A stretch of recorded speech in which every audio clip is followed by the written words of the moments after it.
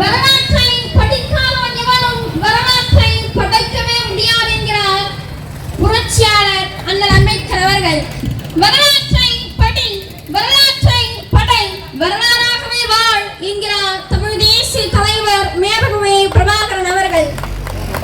இப்படி எம் முன்னவர்கள் சொன்னதை எங்களுக்கு போதித்த முழுமையும் புலியாக மாற்றும் புகழ்ச்சிக்குரிய புரட்சியாளர் என் பெரியப்பா செந்தமிழ் சீமான் அவர்களுக்கும் இங்கு கூடியிருக்கும் என் தாய்த்தம் உறவுகள் யாவருக்கும் வணக்கம்.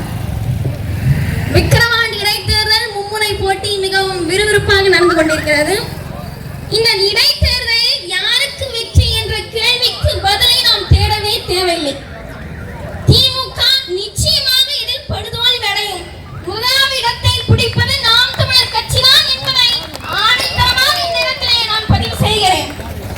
ஏனென்றால் அதற்கு ஒரே சான்று கள்ளக்குறிச்சி சம்பவம். சாராயம் குடிச்சு இறந்தவங்க ஊடகங்கள் வழியா 60 பேர் சொல்றாங்க, 63 பேர் சொல்றாங்க. ஆனா உண்மையிலேயே எத்தனை பேர் இறந்தாங்க அப்படின்னு அரசு வெளிப்படையான ஒரு தகவலை இப்போ வரைக்கும் அறிவிக்கிறார். இதை நாம் தமிழர் கட்சி வன்மையாக கண்டிக்கிறது. இந்திய அரசியலமைப்பு சட்டம் பிரிவு 36 இருந்து 51 வரைக்கும் அரசு கொள்கையை நெறிவுறுத்தும் கோட்பாடு, அதாவது directive principle of state policy அப்படின்னு ஒண்ணு இருக்கு.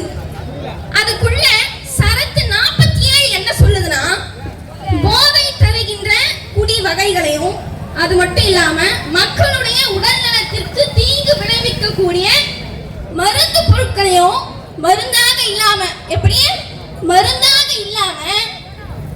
உட்கொள்வதை தடை செய்ய அரசு முன்வந்து முயலுதல் வேண்டும். இதுதான் ஒரு அரசுடைய தலையாய கடமை அப்படின்னு சரத் 47 இந்திய அரசியலமைப்பு சட்டம் சொல்லுது. இந்த இந்திய அரசியலமைப்பு சட்டத்தின்படி தமிழ்நாடு அரசு நடக்கிறதா, செயல்படுகிறதா என்ற கேள்வி நாங்கள் முன்வைக்கிறோம்.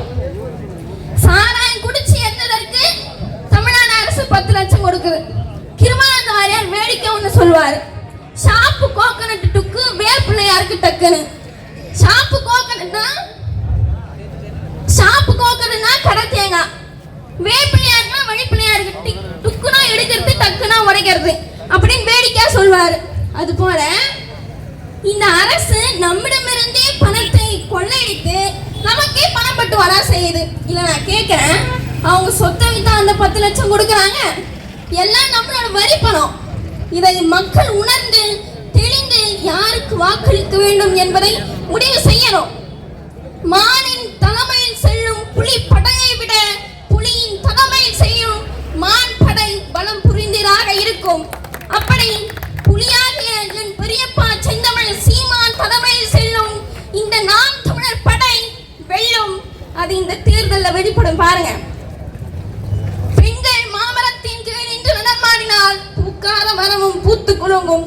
அத்தனை பெருமை வாய்ந்த அக்கா மருத்துவர் அபிநயா பொன்னிவரன் அவர்களுக்கு மைக்கு சின்னத்திலே உங்கள் பொன்னான வாக்குகளை செலுத்துங்கள். புரட்சி எப்பொழுதும் வெல்லும். நாம் தமிழரின் வெற்றி அதை சொல்லும். நாம் தமிழர்.